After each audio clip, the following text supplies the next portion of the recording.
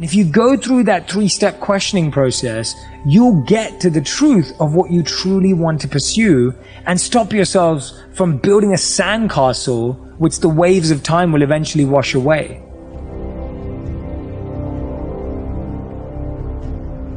If we've spent a lifetime living someone else's life, how do we in our 30s or our 20s or our 40s or our 50s, how do we just decide, oh, I'm going to start finding out what my life is? So where do we start?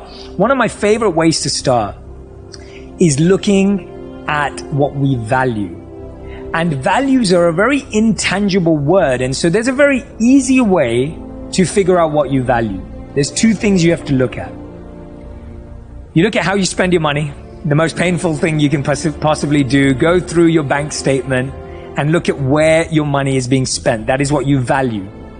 The other thing that we spend, just like we spend money, is how we spend our time. Those are the 2 most perfect ways to see what you currently value. Your value isn't what's in your head, isn't what's in your heart, it isn't what's in your mind. It's how you spend your money and how you spend your time. So the question we have to ask ourselves is, where am I currently spending my time? And where do I want to spend it? Now, studies also show that everyone has to go to work, so this isn't about what you do for work.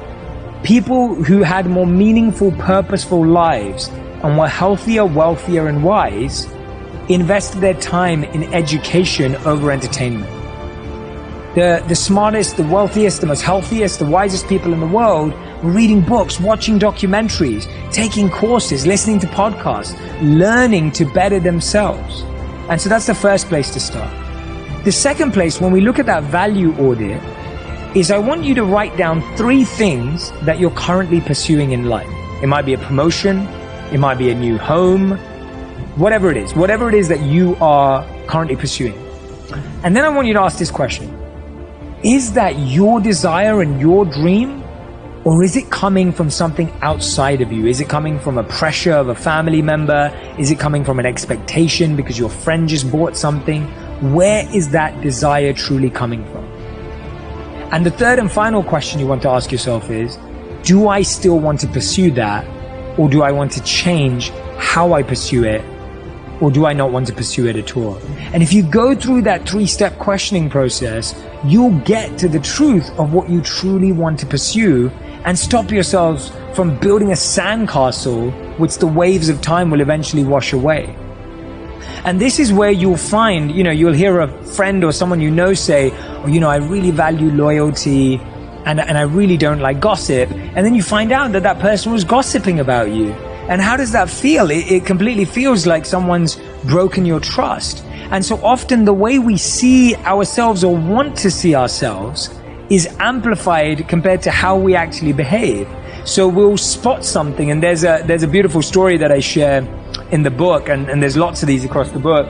But there's these old ancient Indian and Zen stories, and there's this story of the evil king that goes to meet a good king.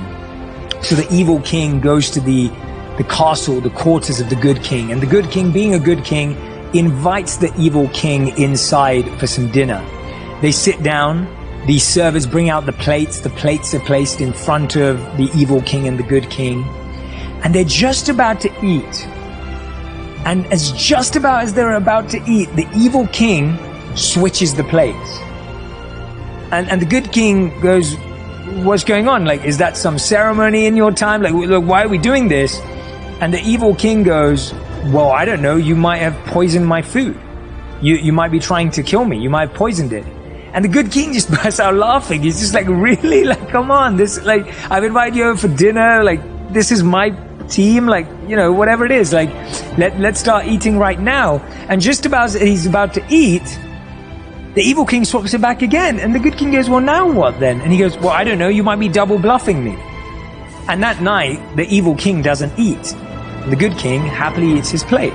The point is that so often we think we don't have some of the mistakes that we make, but we see them in everyone else. We see those mistakes in other people. So we'll say, oh, this person's not doing this right, or I don't like the way he or she talked to that person. But if we really do an audit in ourselves, we'll realize that we have a lot of those same challenges and feelings that we may think others have. And so for me, it's sometimes a really scary and daunting task to do that values audit, but it truly, truly is a beautiful process that we all need to go through to really realign our map and get our compass right and start moving in the right direction.